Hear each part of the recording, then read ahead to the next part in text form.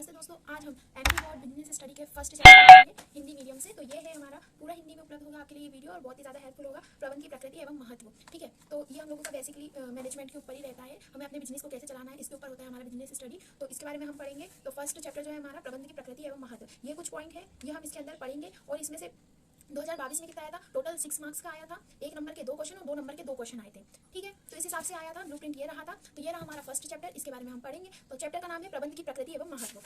तो आइए प्रबंध के आशय से स्टार्ट करते हैं। तो प्रबंध का आशय क्या है, तो किताबी भाषा के हिसाब से इसमें लिखा है, प्रबंध प्रशासन द्वारा निर्धारित नीतियों को क्रियान्वित करता है। यह व्यवसाय का मस्तिष्क कहलाता है। मानव शरीर में मस्तिष्क का जितना महत्व है उतना ही उद्योग एवं व्यवसाय में भी प्रबंध का महत्व है। तो ये कुछ इस प्रकार से इसकी डेफिनेशन दी गई है। तो हम अपने नोट्स के हिसाब से पढ़ेंगे। मैं आपको हैंड रिटन नोट्स प्रोवाइड करूँगी जो कि आपके लिए बहुत हेल्पफुल रहेंगे और आप उनसे ज़्यादा से ज़्यादा स्कोर कर सकोगे। तो देखिए, ये हमारी प्रबंध की जो आशय है वो है, प्रबंध प्रशासन द्वारा निर्धारित नीतियों को क्रियान्वित करता है। यानी कि प्रशासन जो होता है, यानी कि उच्च अधिकारी, जैसे कि जो भी उच्च अधिकारी होते हैं ना, चेयरपर्सन या फिर संचालन मंडल, यानी कि जो व्यवसाय को चलाते जो मालिक होता है, तो उनके द्वारा जो भी नीतियाँ लागू करी जाती हैं उनको चलाने का काम किसका होता है, प्रबंध का, ठीक है। जो चलता है ना काम, उसको क्या कहते हैं, प्रबंध। और वो जो चलाता है, प्रबंध को जो क्रियान्वित करता है, वो प्रबंधक कहलाता है। आई होप आपको ये समझ में आ रहा होगा। तो प्रबंध जो है वो व्यवसाय का मस्तिष्क कहलाता है। क्या कहलाता है, मस्तिष्क कहलाता है।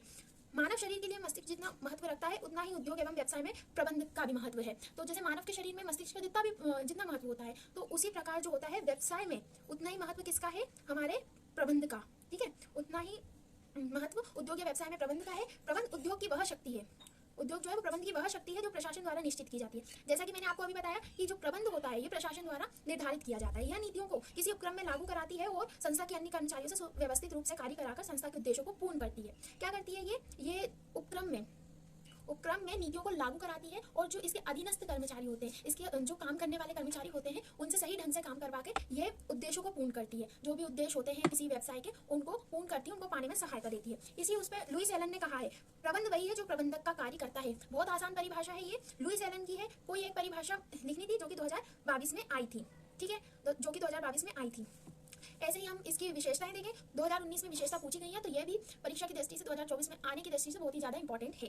निरंतर चलने वाली प्रक्रिया है प्रबंध, एक निरंतर चलने वाली प्रक्रिया है। प्रबंध एक निरंतर चलने वाली प्रक्रिया है। यह तब तक चलती रहती है जब तक कि एक संगठन निर्धारित लक्ष्यों के उद्देश्यों को पाने के लिए विद्यमान रहता है। जो प्रबंध की क्रिया है वो निरंतर चलती रहती है, वो कभी समाप्त नहीं होती है। वो समाप्त कब होगी, जब संगठन ही कोई व्यवसाय पूरा खत्म हो जाएगा तभी, ठीक है। दूसरा इसका है उद्देश्यपूर्ण प्रक्रिया। क्या है उद्देश्यपूर्ण प्रक्रिया, प्रबंध लक्ष्य प्रधान प्रक्रिया है। क्या है, प्रबंध हम किसी व्यवसाय में प्रबंध कब लागू करेंगे, जब व्यवसाय के कोई उद्देश्य होंगे और प्रत्येक व्यवसाय का कोई ना कोई उद्देश्य होता ही है। तो उद्देश्यपूर्ण प्रक्रिया है, लक्ष्य प्रधान प्रक्रिया कहलाती है ये, जो संगठन के उद्देश्यों को प्राप्त करने में सहायता करती है। प्रबंध क्या करता है, व्यवसाय के उद्देश्यों को प्राप्त करने में सहायता करता है। ले देखिए, आपको एक बात याद रखनी है कि प्रबंध के द्वारा हम उद्देश्यों की प्राप्ति कर सकते हैं, यह निरंतर चलती रहती है। और जो प्रबंध होती है, प्रबंध जो होता है वो हम देख सकते हैं क्या, नहीं देख सकते ना। तो इसी बात को यहाँ पे बताया गया है कि ये अदृश्य शक्ति है, पर इसे महसूस किया जा सकता है, इसे लागू किया जाता है। तो इसके बारे में आते हैं, पढ़ते हैं। प्रबंध एक अमूर्त शक्ति है, यह दिखाई नहीं देती है, लेकिन संगठन के कार्यों में इसका अनुभव किया जाता है। ये देखी नहीं जाती है, ठीक है, अमूर्त शक्ति है, दिखाई नहीं देती है, पर संगठन के कार्यों में, संगठन या व्यवसाय के कार्यों में इसका अनुभव किया जाता है, ठीक है। तो फिर और क्या है, सामूहिक प्रयास।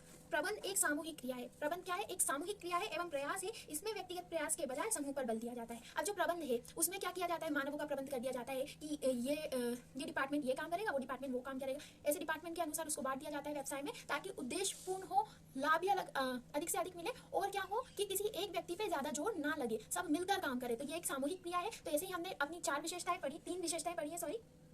इनमें से कोई 3 तो अच्छे से ही करनी है आपको, क्योंकि 2 नंबर का क्वेश्चन आया है 2023 में। तो पूरी उम्मीद है कि 2024 में भी लगभग इतना ही हो। मैंने ये 4 पॉइंट्स आपको बताए, तो इनका एक बार रिवीजन कर लेते हैं। निरंतर चलने वाली प्रक्रिया है, ये कभी समाप्त नहीं होती। उद्देश्यपूर्ण प्रक्रिया है, ये उद्देश्यों को पाने के लिए बनाई जाती है। अदृश्य शक्ति से देखा नहीं जा सकता, पर अनुभव किया जाता है। सामूहिक प्रयास के द्वारा उद्देश्यों को प्राप्त किया जा सकता है। तो महत्व के बारे में बात करते हैं आप। तो महत्व क्या है, प्रबंध के जीवन स्तर में सुधार।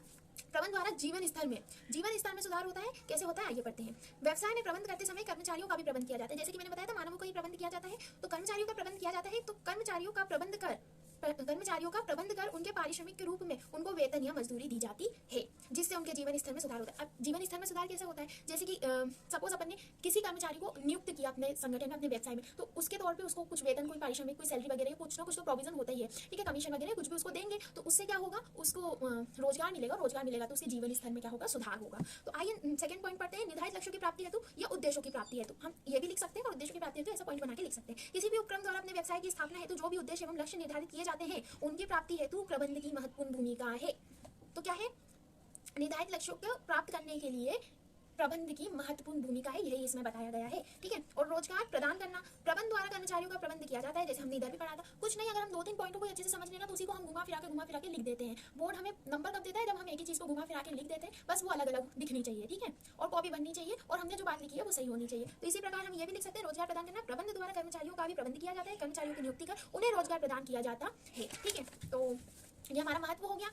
अब हम बात करते हैं प्रकृति की, 2020 में आई है ये, तो हम प्रकृति के बारे में नेक्स्ट वीडियो में पढ़ेंगे। अभी मैंने आपको ये 3 पॉइंट बताए हैं, इसके आप नोट्स के लिए स्क्रीनशॉट ले सकते हैं।